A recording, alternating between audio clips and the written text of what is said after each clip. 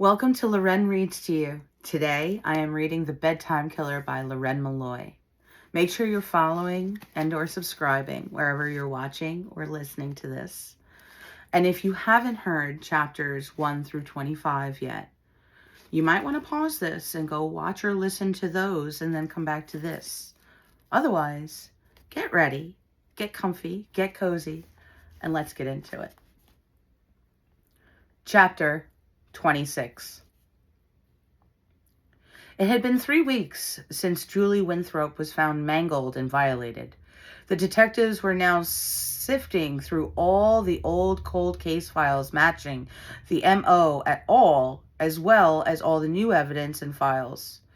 The police commissioner created and added several officers to the Bedtime Killer task force. All of them sat heads buried in files. Okay, I can't stand it. Tell me we've got some kind of pattern for the old cases that match finally. Yes, Detective Thorne, Officer Prescott shouted like he was still in academy. The detectives decided he had been on scene of too many of the Bedtime Killer cases not to put him on the task force. He certainly earned it. No need to shout, Prescott. Thorne isn't that old, no matter how much he looks like death warmed over, Detective Reynolds said jokingly. Thorne slapped him on the back of the head with a file. You're older than me, Grandpa, so go ahead and keep up at it, Thorne replied, chuckling. Ain't that the issue? I can, you can't, Reynolds boisterously laughed. The cops all went, ooh, at the burn. At least the ladies want me, Reynolds. At least they don't cringe when I walk by, Thorne retorted, pissed. Why, you... That was it. Reynolds jumped up, pissed, ready to fight. Knock it off, all of you! Lament roared. Reynolds and Thorne just froze, staring at each other, waiting for one another to make a move. It's been 3 weeks since Julie Winthrop was killed, which means sooner then later, another woman will be the next victim of this sick maniac. We know he escalated his violence, and we know he shortened his kill cycle. It used to be months in between. Now it's down to only a few weeks, and that window will shorten soon as well. We all know this. Reynolds, you know Thorne was busting your balls. You can't shit and say things like that and not expect some messed up comeback, dude. You know he only said that because of that one girl who cringed at you while you were both undercover that one time, which he and all of us know still bothers you. We all also know she was high as a fucking kite on angel dust. She could have been cringing at the gremlins she was seeing on the wall behind you. We all know how that drug causes people to react. Reynolds, you get more trim than any of the rest of us. Every week there's some new woman who adores you. So Reynolds, stop starting shit just because you're frustrated and bored. You knew exactly what would happen when you made that comment. I saw you smiling like a Cheshire cat about it. So I know we're all pissed off, frustrated, and at a wit's end, but please, let's all shut the fuck up about it and move on to something actually important. Catching the Bedtime Killer. Okay?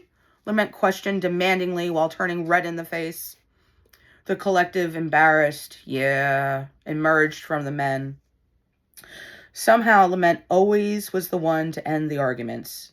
He'd be silent, and then all of a sudden he'd erupt, making them all feel like bad little kids getting scolded by Dad.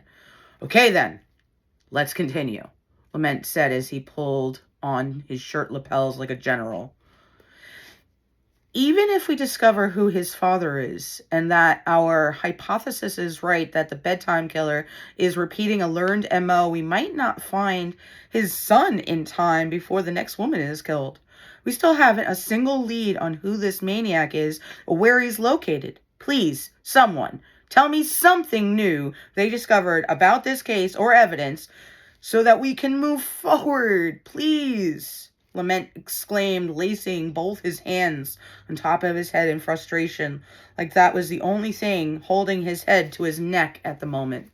Like the universe heard Lament, in walks Cheshire from CSU smiling. Ask and you shall receive. Chester said loudly as he walked towards the group of men. Loren just looked up and smiled. Silently, he exclaimed, "Thank you." He then looked back at Chester and said, "Tell me you got something good." "Herbicide and fertilizer!" Chester beamed like that explained everything. Loren just made a face at him like he was just forced to hold awful tasting food in his mouth and was trying to be polite about the cooking. "Does that mean you have shit? Because if you came here just to tell us that, I might kill you. So, just so we're clear, just so we have a case we can definitely solve," Reynolds exclaimed. Chester looked at Reynolds very disgruntled. "Oh, no. I know this one. It's things found on anyone's goddamn lawn for the win," Brewster jokingly answered. "Chester, say something or get out. We don't have the patience or time for nonsense or games." Loren looked at the head CSU technician fiercely. Chester made a disapproving face at him and pursed his lips together. "Tres pasitos," Chester said as an explanation. Chester stared silently at all of them. "Tres pasitos to you too, Chester," Brewster chuckled. "I didn't know it was Taco Tuesday," Thorne laughingly said, joking in. "Nah, it must be Tequila Thursday by the sound of them," Reynolds laughingly said. The officers laughed boisterously. Chester stared at all of them in annoyant silence. "Okay, I'm just going to punch him," Reynolds said, pinching the bridge of his nose. "Speak, Chester, or run," Loren barked at him. Chester jumped, startled, and frowned, obviously irritated with their lack of understanding, but immediately started to speak. "I'll explain then, shall I? Tres Pastitos comes from several Latin American countries. The product is truly poisonous and is considered illegal to use, hence why it is traced and tracked by our government. The active ingredient in Tres Pastitos is aldicarb. It is considered to be an extremely toxic chemical that should never be used in a home. The fertilizer had a key ingredient in it as well, O-dicolizide benzidine, which is also been banned from use. It is the key combination of ingredients that was found in the dirt samples from the suspect's shoe prints. I ran the soil from inside each crime scene and found every one of them had the same combination," Chester said, beaming so proud of his knowledge. No, we checked, damn it. The victims didn't all have the same landscaping company," Brewster exclaimed. "Correct. I did a soil comparison from each victim's houses. They didn't all match. You're right there, but..." Chester trailed off, purposely excited for the attention he rarely received from the officers and detectives. "But what?" Loren blasted. "But some samples did match. Only the ones from the suspect's shoe prints and only a few of the victim's landscaped lawn soil matched. After running an analysis on each of the victim's lawn samples, I traced it back to only one company that matched both samples. I tracked it down to a business out of Savannah called Lookin' Good Landscaping. I had no idea who the employers are. I couldn't find anything accurate as far as employees' W-2s, but at least you have a company to look into," Chester said, hoping to appease their anger and annoyance. "Why use it?" Reynolds wondered out loud. Chester looked at him and said matter-of-factly, "It's extremely cheap in comparison to legal purchases. Especially if he's getting the supply in exchange for workers. We all know most of these guys would make each person pay a fortune just to get them into the country, as well as massive fee to allow them to work in the country. It seems like the owner had some kind of deal worked out. Maybe even a family member of those countries set up an exchange." Brewster suddenly jumped up and roared, "Yes! I can't believe it! Chester, you broke the case! Woohoo!" He then went over to Chester and kissed the top of his buzzed head and said, "I love this guy! Just when you're about to kick the shit out of him, he comes out with the Hope Diamond of evidence." The group chuckled and slapped Chester on the back and shoulders in congratulations for breaking open the case. "Looking good landscaping? Ugh, Even sounds pervy, Thorne said with a look of such disdain. Well, what are we waiting for? Let's go see the boss, Brewster shouted impatiently. Yes, Lament said, and then high-fived Brewster. Reynolds and Thorne said they'd catch up as Brewster and Lament went jogging towards their vehicles. Reynolds and Thorne looked at each other and said in unison, Warrants. Thorne picked up the phone to call Judge Thompson for the search warrant for the businesses and the warrants needed for all the employment records.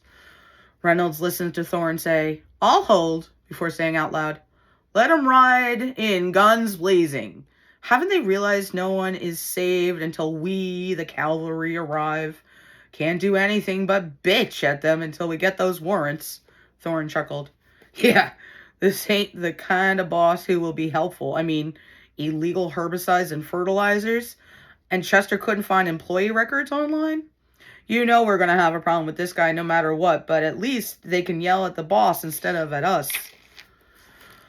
When we get there with the signed warrants, they'll be so thrilled to see us they'll forget how pissed they were. Ha! Yeah, by the way, Reynolds trailed off. Yeah? Thorne questioned as he covered the phone. You're driving. Damn! Reynolds laughed. That was chapter 26 of The Bedtime Killer by Loren Malloy. Now remember, this is a book where each chapter is either from the point of view of the killer, the victim, or the police. So make sure you come back for chapter 27. And if you're enjoying this book, you can get this as well as the rest of my 20 plus books through Amazon. The Bedtime Killer is available in paperback and Kindle. So if you'd like, make sure you get this for yourself and join me for the next chapter whenever you're ready. I'll see you then.